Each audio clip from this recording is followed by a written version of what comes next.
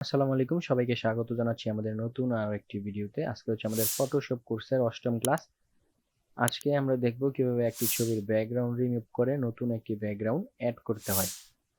তো আপনারা যারা আমাদের এই পূর্বের ভিডিওগুলো দেখে আসেননি, 1 থেকে 7ম ক্লাসগুলো দেখে আসেননি, আমাদের ভিডিওর ডেসক্রিপশন বক্সে আপনারা লিংক পেয়ে যাবেন অথবা ভিডিওর আই বাটনে আপনারা লিংক পেয়ে যাবেন।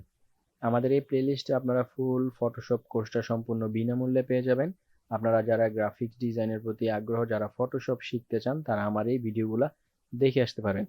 এই কোর্সটা করতে আপনাদের মিনিমাম 10 থেকে 15,000 টাকা লাগবে। আমি এই কোর্সটা আপনাদেরকে মাত্র সম্পূর্ণ ফ্রিতে দিচ্ছি। তো বেশি কথা বলবো না, যারা আমার এই ভিডিওটি ইউটিউব চ্যানেলে দেখবেন চ্যানেলটি সাবস্ক্রাইব করবেন, এবং যারা আমার এই ভিডিওটি ফেসবুক পেজে দেখবেন পেজটিকে ফলো করবেন। চলুন শুরু করা যাক আমাদের আজকের এই ভিডিও। প্রথমত আমাদের ফটোশপ সফটওয়্যারটি ওপেন করতে হবে। আমি যেই সফটওয়্যার ভার্সনটি ইনস্টল করেছি, এইটি ডাউনলোড লিংক আমার এই ইউটিউব চ্যানেলে পেয়ে যাবেন। আপনারা যারা সফটওয়্যারটি ডাউনলোড করেননি, দেখে নেবেন কিভাবে এই সফটওয়্যারটি ডাউনলোড করতে হয়।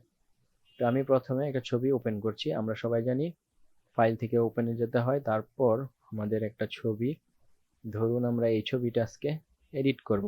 এই ছবির ব্যাকগ্রাউন্ডটা আমরা চেঞ্জ করে নতুন একটা ব্যাকগ্রাউন্ড কিন্তু অ্যাড করে দিব। তো ছবির ব্যাকগ্রাউন্ড রিমুভ করার অনেক মাধ্যম রয়েছে। আমি আজকে যেটি দেখাবো সেটি হচ্ছে পেন টুলের সাহায্যে আপনারা কিভাবে ছবির ব্যাকগ্রাউন্ড রিমুভ করতে পারবেন। আপনারা কিবোর্ড থেকে পি চাপলে অথবা এই যে এখানে টুলস বারের ভিতরে দেখতে পারবেন পেন টুল রয়েছে। পেন টুল নেওয়ার পর কন্ট্রোল প্লাস দিয়ে ছবিটাকে জুম করে নিলাম। আমি যে কোনো এক পাশ থেকে শুরু করব। এই কর্নার থেকে আমি প্রথমে নিচের এক সাইড থেকে শুরু করছি। এইখানে একটা প্রথমে ক্লিক করলাম। তারপর আমার যেখানে রাউন্ড আছে সেইখানে মাউসটা ক্লিক করে না ছেড়ে এভাবে টানলে কিন্তু ওই দিকে রাউন্ড হবে। তো আমি যদি একটা ভুল করে ফেলি তাহলে কন্ট্রোল জেড দিলে কিন্তু পিছনে চলে যাবে।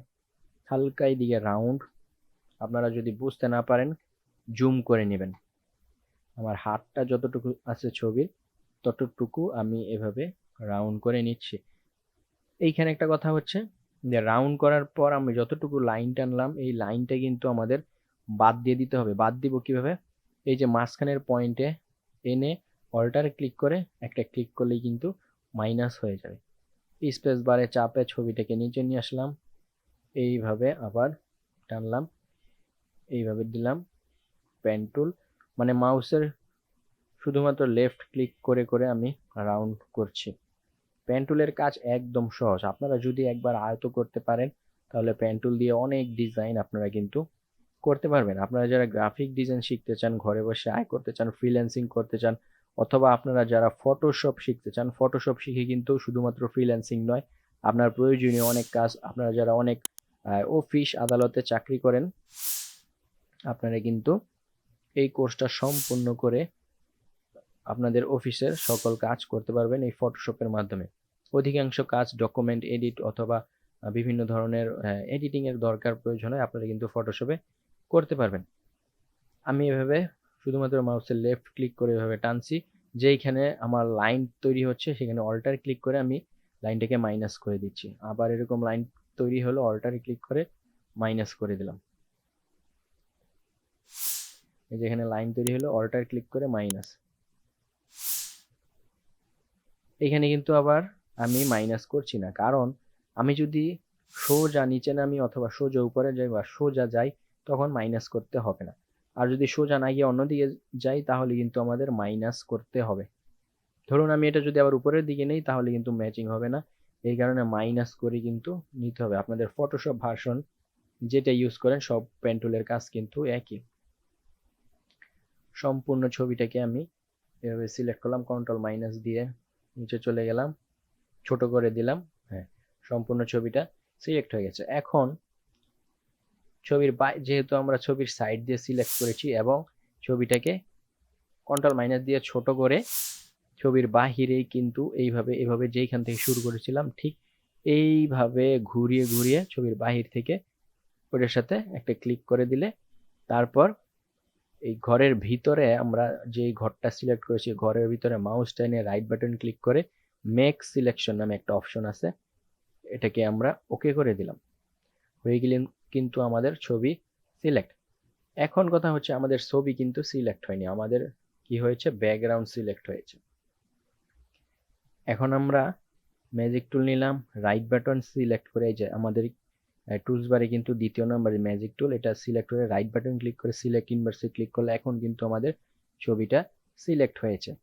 এখন আমরা কিবোর্ড থেকে control J, K J, J চাপলে কিন্তু এই যে নিচে দেখেন এখানে একটা লেয়ার তৈরি হচ্ছে। আমি কন্ট্রোল জেড দিয়ে পিছনে চলে যাই, আমাদের ছবিটা সিলেক্ট আছে। এখন আমরা কিবোর্ড থেকে কন্ট্রোল জে চাপলাম, নতুন একটা লেয়ার কিন্তু আমাদের চলে আসলো। আমরা যদি নিচে লেয়ারের চোখটাকে অফ করে দিই, দেখতে পারবো আমাদের ব্যাকগ্রাউন্ড ছাড়া কিন্তু ছবিটা চলে এসেছে। আপাতত আমরা যেহেতু একটা ব্যাকগ্রাউন্ড এড করবো, নিচের ব্যাকগ্রাউন্ডের চোখটাকে আমরা অফ করে দিই এবং গুগলে চলে যাব। গুগলে আমি সার্চ করব ওয়েডিং স্টেজ,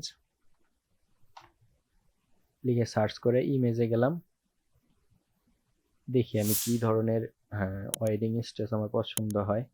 একটু ইয়েলো টাইপের স্টেজ আনবো, এটাতে ওয়াটার মার্ক রয়েছে। আচ্ছা, এখানে টুলসে যাইলাম, তারপরে এইখান থেকে সাইজ থেকে লার্জে ক্লিক করলাম। বড় সাইজের যে ফ্রেমগুলো রয়েছে, ছবিগুলা, হ্যাঁ এটা হচ্ছে 2000, ছবির রেজুলেশনটা ভালো। কপি ইমেজ দিয়ে ফটোশপে কন্ট্রোল ভি দিয়ে পেস্ট করলাম।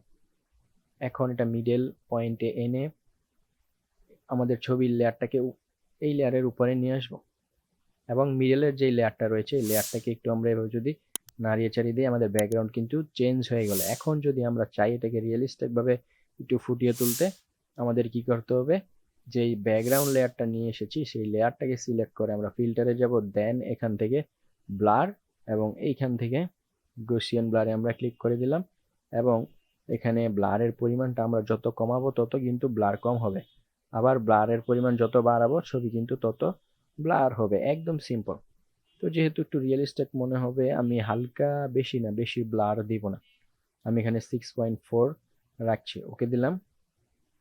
হয়ে গেল কিন্তু আমাদের ব্যাকগ্রাউন্ড চেঞ্জ। এখন যদি আমরা চাই অন্য কোনো আরো ব্যাকগ্রাউন্ড অ্যাড করতে, অথবা এটা পছন্দ হয় না আমাদের, অন্য কোনো ব্যাকগ্রাউন্ড দিব, তাহলে গুগল থেকে আরো কিছু ব্যাকগ্রাউন্ড আমরা ডাউনলোড করি। এটা নিয়ে নিলাম, কপি ইমেজ, ফটোশপে গেলাম, কন্ট্রোল বি দিয়ে ব্যাকগ্রাউন্ডটা নিয়ে আসলাম। আমরা চাইলে কিন্তু এটাকে ছোট বড় করে অ্যাডজাস্ট করতে পারি। ইন্টার ক্লিক করলাম, এটাকে আমরা ফিল্টার থেকে ব্লার, তারপরে গসিয়ান ব্লার অ্যাড করে ব্লারের পরিমাণটা কমিয়ে দিলাম।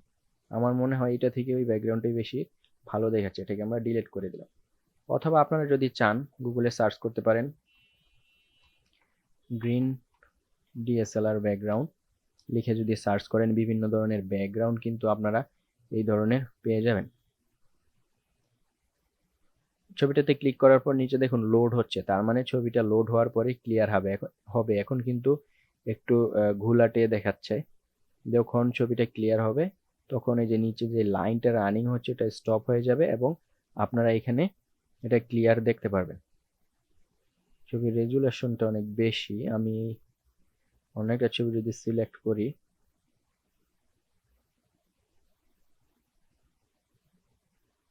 এটাও নিতে পারি, কপি ইমেজ, অথবা গ্রিন না লিখে আমরা স্টেজ ডিএসএলআর ব্যাকগ্রাউন্ড যদি লিখি, এরকম না, ওয়াইডিং স্টেজ ডিএসএলআর ব্যাকগ্রাউন্ড, যে এই টাইপের ব্যাকগ্রাউন্ড কিন্তু আমরা নিতে পারি। নেটটা খুব স্লো, যার কারণে লোড হতে একটু সময় লাগছে।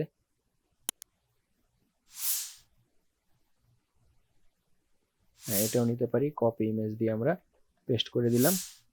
আপনাদের যদি, এখানে একটা কথা হচ্ছে, আপনাদের যদি ছবির লেয়ারটা সিলেক্ট থাকে তাহলে কন্ট্রোল বি দিয়ে পেস্ট করলে ছবিটা কিন্তু উপরে চলে আসবে।